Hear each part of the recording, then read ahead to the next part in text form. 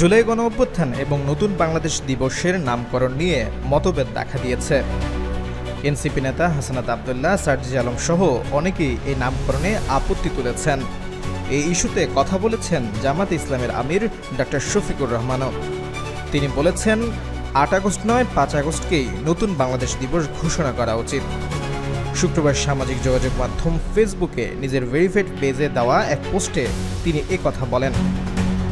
তিনি লিখেছেন, ৮ নয় ৫ আগস্টকেই নতুন বাংলাদেশ দিবস ঘোষণা করা উচিত। প্রসঙ্গত, ছাত্র জনতার অভ্যুত্থানে আওয়ামী লীগ সরকারের পতনের দিন ৫ আগস্টকে অন্তর্বর্তী সরকার জুলাই গণঅভ্যুত্থান দিবস হিসেবে ঘোষণা করেছে। অন্যদিকে আওয়ামী লীগ সরকার পতনের পর নোবেলজয়ী অধ্যাপক মোহাম্মদ ইউনূসের নেতৃত্বাধীন অন্তর্বর্তী সরকার গঠনের দিনটিকে নতুন বাংলাদেশ দিবস হিসেবে ঘোষণা করা হয়। অনেকেই এই নামকরণে আপত্তি তুলেছেন। তারা চান ৫ আগস্টকেই নতুন বাংলাদেশ ঘোষণা করা হোক।